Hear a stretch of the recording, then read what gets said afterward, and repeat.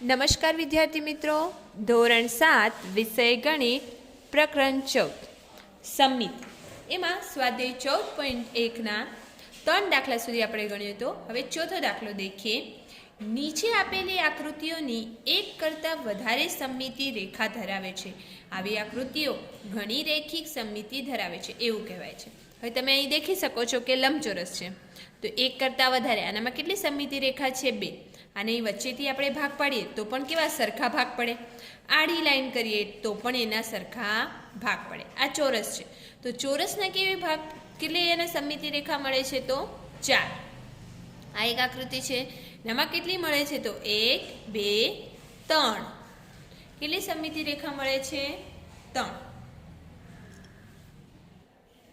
હવે અહીં આપણે આ ઉદાહરણો આપેલા છે, અહીં આપણે જાતે કરવાની છે। નીચે આકૃતિઓમાં જો ઘણી સમમિતિ હોય તો તે ઓળખો।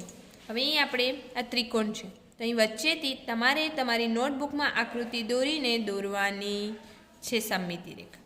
હવે અહીંથી એક દોરીએ તો આ સમમિતિ રેખા મળે। હવે આ બાજુથી તો સરખા ભાગ થાય છે, તો કેટલી મળે? L1 L2 અને L3 આ 3 સમમિતિ રેખા મળી। હવે આ આકૃતિ હોય તો આ આકૃતિને આપણે વચ્ચેથી ભાગ કરીએ તો પણ સરખા ભાગ પડે છે 2। આડા ભાગ કરીએ તો પણ સરખા ભાગ પડે છે, એટલે આની સમમિતિ રેખા કેટલી મળી? 2 સમમિતિ રેખા મળી। આને બી સમબાજુ ત્રિકોણ છે, તો કેટલી સમમિતિ રેખા મળશે? તો 3।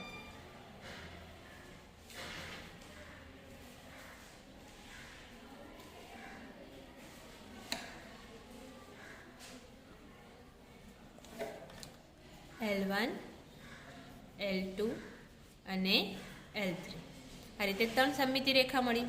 હવે આ ચોરસ છે, તો ચોરસમાં કેટલી મળશે? એ તમારે જાતે હોમવર્કમાં કરવાનું છે।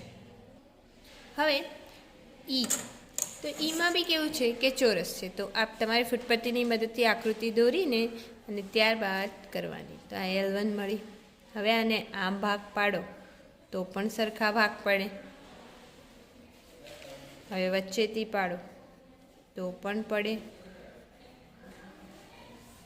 આમ આડી પાડો તો પણ એના સરખા। એટલે કેટલી સમમિતિ રેખા મળી? 4।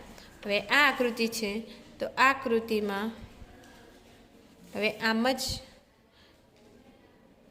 હવે આડી પાડીશું તો આપણે સમમિતિ રેખા મળતી નથી, કે ત્રાસી કરીશું તો પણ નહીં, એટલે કે આનામાં કેટલી સમમિતિ રેખા મળે છે? આકૃતિમાં એક જ સમમિતિ રેખા મળે છે। હવે આ આકૃતિમાં જોઈએ તો આ આકૃતિમાં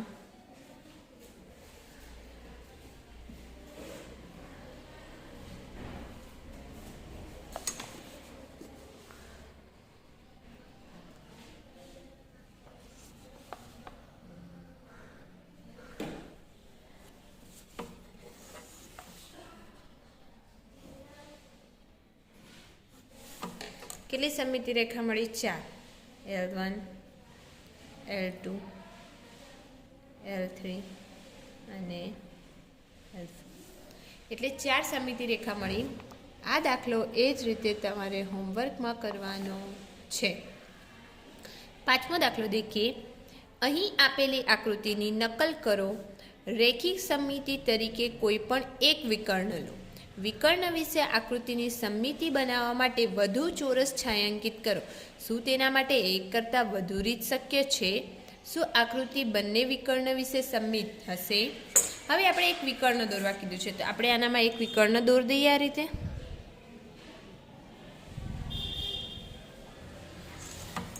આ એક વિકર્ણ દોરી દીધું। હવે વિકર્ણ દોર્યા પછી આકૃતિ સમમિતિ છે કે નહીં તો આપણે દેખી શકીએ છીએ। તો અહીં છાંયાંકિત ભાગ છે, તો અહીં નથી, તો આપણે શું કરવું પડે?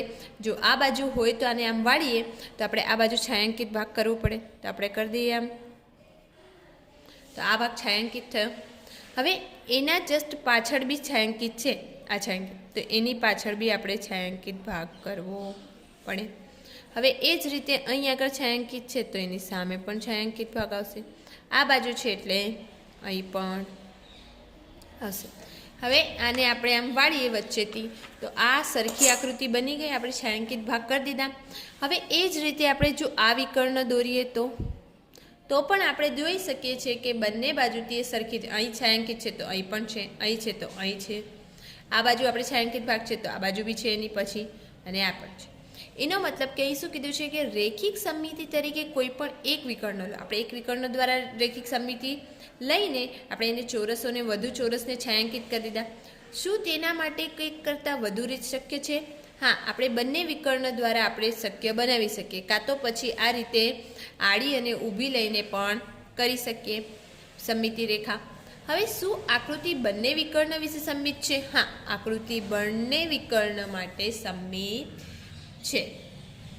હવે છઠ્ઠો દાખલો, આપેલી આકૃતિની નકલ કરો, દરેક આકારને દર્શાવેલી તૂટક રેખાની આસપાસ સમમિતિ બને તે રીતે પૂર્ણ કરો।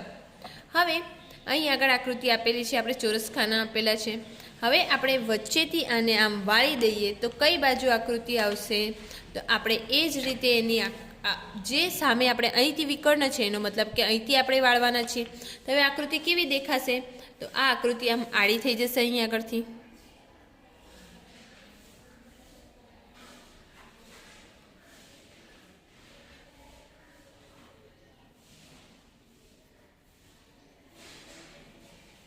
આ રીતે દેખાશે।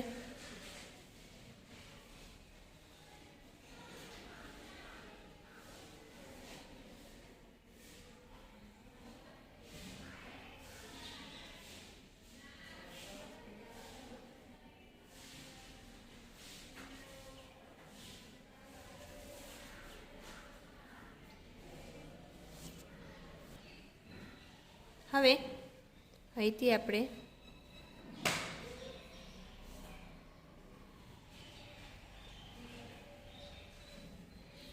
તો બની ગઈ સમમિતિ આકૃતિ એના જેવી જ। હવે એવી બી આકૃતિ છે, તો આનામાં શું કીધું છે કે બે સમમિતિ રેખા આપેલી છે, આડી પણ આપેલી છે અને ઊભી પણ આપેલી છે। એનો મતલબ આવીને આવી આકૃતિ આ બાજુ બી હશે, ત્યાં દોરીએ, પછી એક લાઈન છે, પછી આની લાઈન આમ આપેલી છે, પછી આ રીતે અને સીડીની જેમ આપેલી છે તો આપણે દોરી દીધી। હવે એ જ રીતે આ બાજુ બી આપેલી છે, એનો મતલબ ચારેય બાજુ આપણે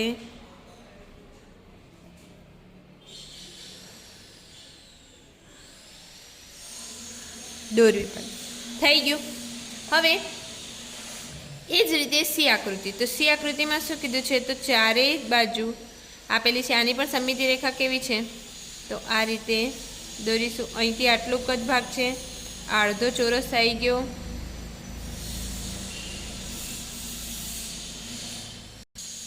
હવે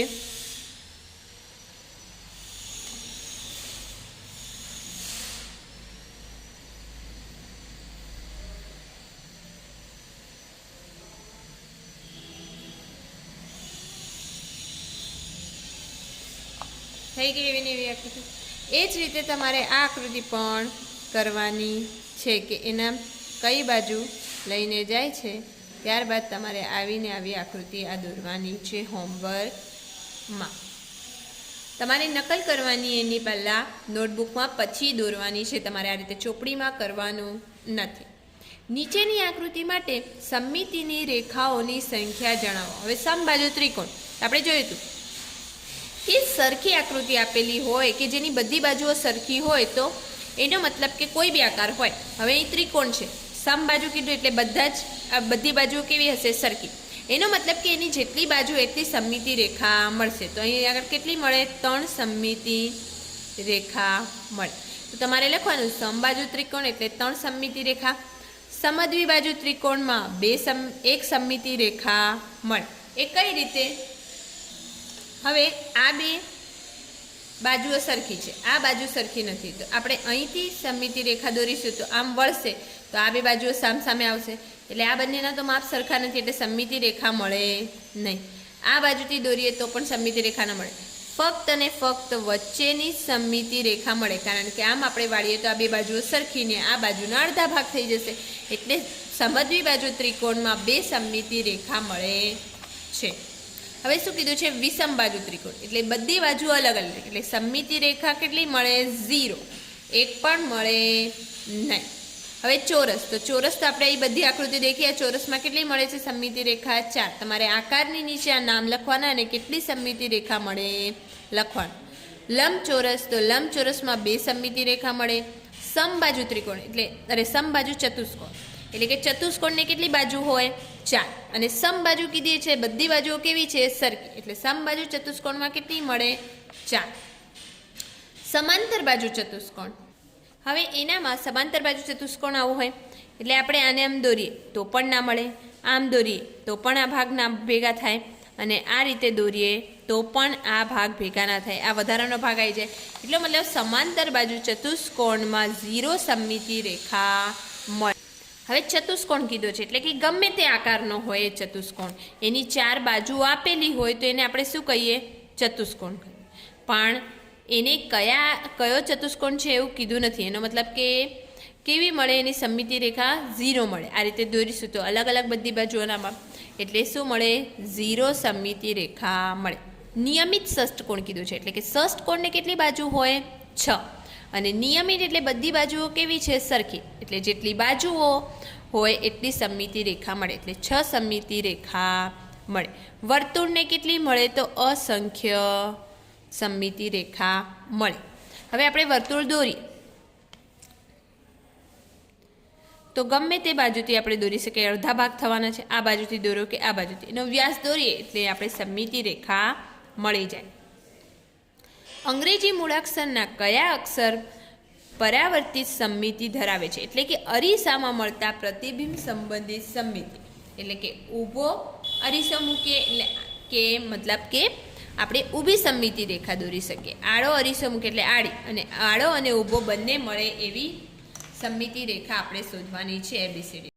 હવે એ તો એમાં સમમિતિ રેખા ઊભી મળે? હા મળે, કારણ કે એક સરખા ભાગ પડે. બીમાં ના મળે, સીમાં બી ના મળે, ડીમાં ઈમાં બી ના મળે, એફમાં ના મળે, જીમાં એચમાં મળે. હવે સમમિતિ રેખા ઊભી દેખીએ તો 2 સરખા ભાગ થાય અરીસામાં, દેખતા સીધું પ્રતિબિંબ મળે. પછી આઈમાં મળે, જેમાં ના મળે, કેમાં બી ના મળે, એલમાં ના મળે, એમમાં મળે, એનમાં ના મળે, ઓમાં તો મળે કારણ કે અસંખ્ય સમમિતિ રેખા મળે, આડી પણ મળે, ઊભી પણ મળે.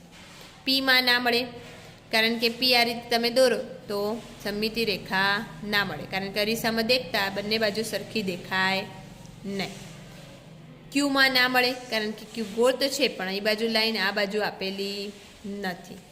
હવે આરમાં ના મળે, એસમાં ના મળે કારણ કે એસ આપણે આમ દોરીએ તો ના મળે. ટીમાં મળે, યુમાં મળે, વીમાં મળે, ડબલ્યુમાં પણ મળે, એક્સમાં પણ મળે ઊભી સમમિતિ રેખા, વાયમાં પણ મળે, ઝેડમાં મળે નહીં. હવે બી, આ તમારે નોટબુકમાં લખવાનું છે. આડો અરીસો, આડા અરીસામાં એમાં આપણે દેખીએ છીએ ના મળે સરખા ભાગ, બીમાં મળે આ રીતે, સીમાં પણ મળે, એમ આડા કરીએ તો ભાગ અહીંથી વાળીએ તો સરખા ભાગ પડે, ડીમાં મળે, ઈમાં પણ મળે, આ રીતે વચ્ચેથી દોરીએ તો સરખા ભાગ થાય. એફમાં ના મળે કારણ કે એફમાં તમે દેખી શકો છો કે આ રીતે નીચે લાઈન નથી, એટલે ના મળે. જીમાં ના મળે, એચમાં મળે આ રીતે, આઈમાં પણ મળે, જેમાં ના મળે, કેમાં મળે, એલમાં ના મળે, એમમાં ના મળે, એનમાં ના મળે, અને ઓમાં મળે આડી ઊભી બધી, પીમાં પણ ના મળે, ક્યુમાં પણ ના મળે, આરમાં બી ના મળે, એસમાં પણ ના મળે, આડી કે ઊભી બંને ના મળે, ટીમાં બી ના મળે, યુમાં ના મળે, વીમાં બી ના મળે, ડબલ્યુમાં પણ ના મળે, એક્સમાં મળે, વાયમાં ના મળે, ઝેડમાં પણ ના મળે. હવે આડો અને ઊભો અરીસો બંને હોય તો એ અહીં નથી, એચ બંનેમાં છે, આઈ બંનેમાં છે, ઓ બંનેમાં છે, એક્સ બંનેમાં છે, એટલે કે આ 4 અક્ષરોમાં ABCDના આડી અને ઊભી સમમિતિ રેખા બંને મળે છે. 9મો દાખલો, 3 એવા આકારના ઉદાહરણ આપો કે જેમાં સમમિતિ રેખા ન હોય. અહીં આપણે દેખી શકીએ છીએ કે 3 આકારના નામ આપણે તમે આનામાંથી જણાવી શકો કે જેની 0 સમમિતિ રેખા મળી હોય. એનો મતલબ કે શું? 0 લખ્યું છે એટલે કે સમમિતિ રેખા મળતી નથી. 3 એવા આકાર તો વિષમ બાજુ ત્રિકોણ, ચતુષ્કોણ અને સમાંતર બાજુ ચતુષ્કોણ. તો 3 નામ થઈ ગયા. નીચેની આકૃતિઓની રેખિક સમમિતિને બીજું કયું નામ આપી શકાય છે? સમદ્વિબાજુ ત્રિકોણ. તો એની ત્રિકોણની સમમિતિ રેખા આપણે જોઈ કે એની વચ્ચેથી મળે છે, એટલે કે સમદ્વિબાજુ ત્રિકોણ. એનો આન્સર શું આવે? મધ્યગા. વર્તુળનું મેં તમને હમણાં જ કીધું બીમાં કે વ્યાસ કેવો હોય તેની સમમિતિ રેખા આપણે જ્યાંથી દોરીએ, જ્યાંથી વ્યાસ દોરી શકીએ સમમિતિ રેખા એની થઈ. એટલે કે બે અંત્યબિંદુને છેદતો એને કેન્દ્રમાંથી પસાર થતો વ્યાસ, તો એ સમમિતિ રેખા પણ કેવી હોય? એવી. એટલે કે એના સમમિતિ રેખાને આપણે ત્રિકોણની સમમિતિ રેખાને મધ્યગા નામ આપી શકીએ અને વર્તુળની સમમિતિ રેખાને આપણે વ્યાસ નામ આપી શકીએ.